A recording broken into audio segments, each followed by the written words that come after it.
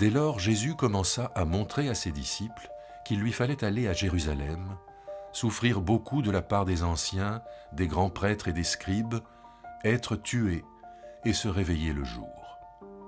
Pierre le prit à part et se mit à le rabrouer en disant « Dieu t'en préserve, Seigneur, cela ne t'arrivera jamais. » Mais lui se retourna et dit à Pierre « Va-t'en derrière moi, Satan.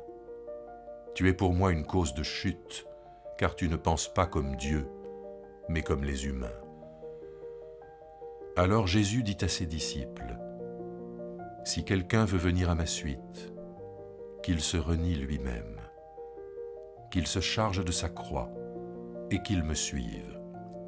Car quiconque voudra sauver sa vie la perdra, mais quiconque perdra sa vie à cause de moi la trouvera.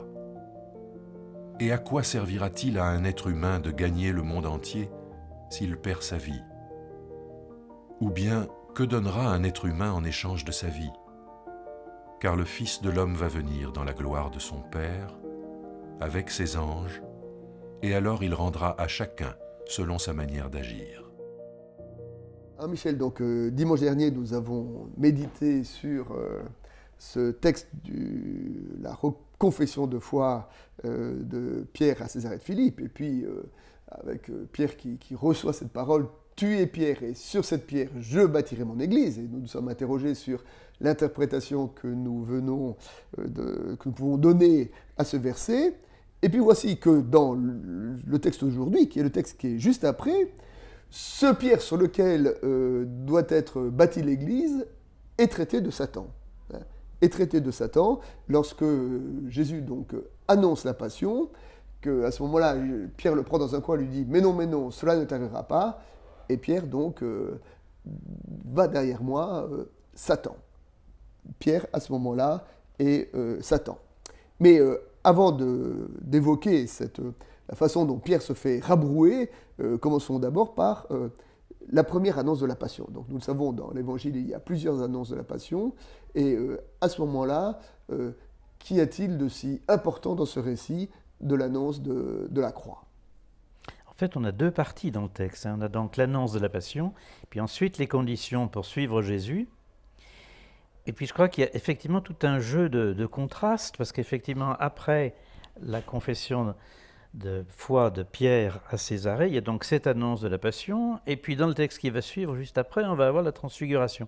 Donc il y a une espèce de jeu de contraste entre les deux, et puis ça serait intéressant de mettre en parallèle les choses de façon plus précise. Parce Quand vous dites jeu de contraste, c'est-à-dire que ces textes doivent se lire les uns en lien avec les autres. Hein. Voilà. La définition de l'Église, Jésus est Christ, Jésus qui annonce sa passion, l'appel des disciples à porter leur propre croix d'inscience, et puis la transfiguration. Voilà. Alors, aujourd'hui, ce sont donc les deux textes centraux sur lesquels nous insistons, qui est donc l'annonce de la passion et les conditions de ce qu'on appelle la suivance du Christ.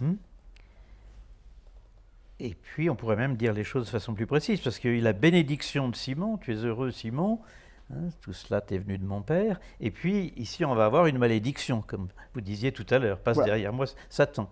Dans le texte qui précède, on a aussi « Je te donnerai les clés du royaume de Dieu », tu es un obstacle à ma route ici. Donc on a tout un jeu de contraste ou de paradoxe qui est intéressant, mais je crois qu'effectivement, comme vous disiez, il faut prendre les choses ensemble. Christ est Messie, Christ est Fils de Dieu, mais en même temps c'est un Messie crucifié. Alors, Messie crucifié, là il y a quelque chose, d'ailleurs, si Pierre le prend à part et refuse ce fait-là, c'est qu'il y a derrière cette image de Christ crucifié quelque chose qui est de l'ordre de l'inacceptable pour les disciples.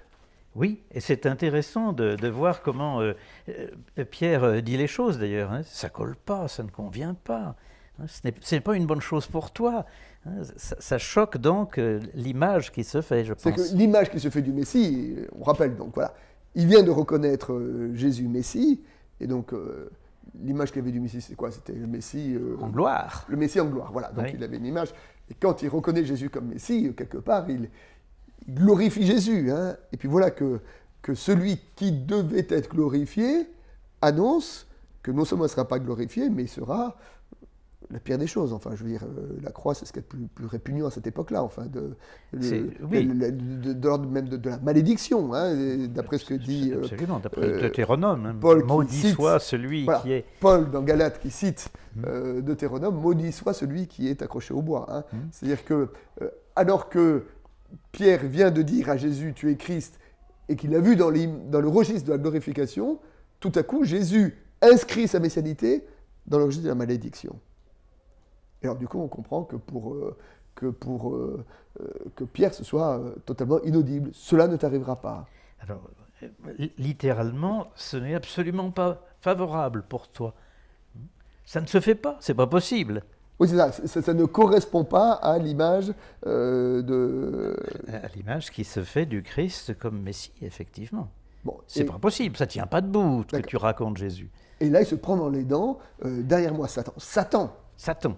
Alors, Satan. Le mot est fouette, quoi, je dirais.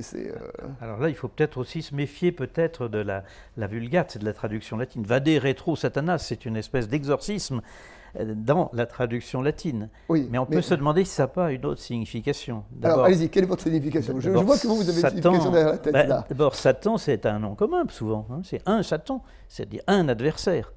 Oui. Autrement dit, Jésus n'est pas en train de dire à Pierre, lui faire une espèce d'exorcisme à l'envers, tu es devenu Satan, mais tu es un obstacle quand tu dis les choses comme ça. Et le passe derrière moi ou éloigne-toi est intéressant, parce que c'est quand même exactement la formule qui est utilisée pour deviens mon disciple. Viens à ma suite, opizo mou, derrière moi. Oui. Alors, est-ce que, plutôt que de voir dans la formule une espèce d'exorcisme qui enverrait Simon-Pierre, Dieu sait où, non, tu es un obstacle quand tu parles comme ça, mais essaye de redevenir mon disciple pour de bon. Moi, c'est comme ça que je le comprends. Donc, il y aurait quelque chose de... C'était pas uniquement du rejet, quoi. Il y a aussi quand même un appel à la... Réveille-toi. Réveille-toi. C'est un électrochoc, un peu. Ouais. Reviens. Alors, moi, derrière le terme Satan, moi, j'ai aussi une autre lecture, c'est que le grand récit dans l'Évangile où on parle du diable, la tentation, bien sûr. C'est le récit de la tentation. Oui. Et le récit de la tentation, c'est quoi? C'est quelle a été la tentation pour Jésus? La tentation, ça a été la tentation de la gloire. Hein. Oui. Transforme les pierres en pain, monte en haut du temple et jette-toi et tout le monde t'admirera. Si tu es le Fils de Dieu. Si tu es le Fils de Dieu, prends possession, je te donne le pouvoir sur tous les hommes. Donc c'est une messianité en termes de pouvoir. Et quelque part, est-ce que quand Pierre refuse l'idée de la croix, est-ce qu'il n'est pas derrière la tête justement cette vision entre guillemets satanique, diabolique du Messie qui est le Messie glorieux, c'est-à-dire le Messie qui exerce son autorité et son pouvoir sur l'humanité. Et quand Jésus dit « derrière moi Satan », Pierre est exactement Satan à ce moment-là, dans la mesure où la parole qu'il dit est bien la parole radicalement inverse à celle que Jésus vient de prononcer. Ah oui. Tu es un scandale, c'est-à-dire tu me fais tomber. Voilà. Et donc... Et alors ce qui est curieux d'ailleurs, c'est que justement dans la tentation, grimpe au sommet du temple et jette-toi d'en haut et tout le monde sera bien obligé de te croire, Satan cite le psaume 91, les anges te soutiendront pour que ton pied ne heurte pas la pierre. C'est assez rigolo comme c'est ficelé tout ça. Et que donc on peut retrouver ici un écho, une résonance à cette parole? Alors, je pense, oui. Vous la voyez bien? Il me semble. Après avoir annoncé sa passion, Jésus invite ses disciples à le suivre sur ce chemin, avec donc ce verset qui a été tellement mal compris dans l'histoire de l'Église: si quelqu'un veut venir à ma suite, qu'il se renie lui-même, la parole est forte, qu'il se charge de sa croix et qu'il me suive. Ah Michel, comment comprenez-vous cette phrase qui, allez, il faut être honnête, a porté quand même un certain poids de culpabilisation dans l'histoire de l'Église? Alors je pense qu'il faut peut-être remarquer d'abord que c'est une recomposition des dits et faits de Jésus a posteriori, après la passion, après la résurrection, puisque historiquement, au moment où Jésus parle, il ne peut pas deviner qu'il va être crucifié par les Romains. Il vient de l'annoncer Il dans la séquence précédente. Tout est là, oui. Je crois que toute la séquence a été recomposée, mais c'est inévitable. Hein. D'accord, cela dit, Alors, pour ceci être dit, disciple, il faut se renier et se changer voilà. de sa croix. Se renier. C'est peut-être à mettre en relation avec la façon dont Jésus rabroue Pierre. Hein. Tes pensées sont celles des hommes et non pas celles de Dieu. C'est peut-être une façon aussi de comprendre, hein. Changer de perspective. Ce qu'on doit renier, c'est renier sa façon de penser. Peut-être, oui. Enfin, s'ouvrir en tout cas à une pensée, une façon de penser nouvelle. Et je me demande aussi si la difficulté à comprendre cette phrase ne vient pas d'une confusion entre le but et les moyens. Hein. Est-ce que l'important, c'est donc de se mettre à la suite de Jésus, autrement dit, devenir son disciple jusqu'au bout, quoi qu'il arrive. Et on confondrait ça avec les moyens qui est de souffrir. Plus je souffre et mieux ce sera. Hein. Ouais. Plus je me fais souffrir et mieux ce sera. Donc une interprétation doloriste et pourquoi pas masochiste. Moi, j'aime beaucoup cette phrase de la philosophe Simone Weil qui dit les choses suivantes. Il faut se déraciner, couper l'arbre, en faire une croix et ensuite le porter tous les jours. Et donc, la croix, là, c'est le fait de se déraciner et de se déraciner par rapport à quoi? Par rapport à une compréhension peut-être naturelle ou première de la foi, de la religion, donc savoir déconstruire une compréhension naturelle pour essayer de nous mettre à l'écoute de cet côté un peu radicalement différent, voire provoquant de ce que peut vouloir dire pour nous être disciple d'un crucifié. Et puis cela, c'est ce qu'on est appelé à porter, c'est être chrétien, c'est devenir nous, comment disciple du crucifié. Renoncer à ses propres pensées. Tes Voilà. pensées ne sont pas celles de Dieu, mais celles des hommes.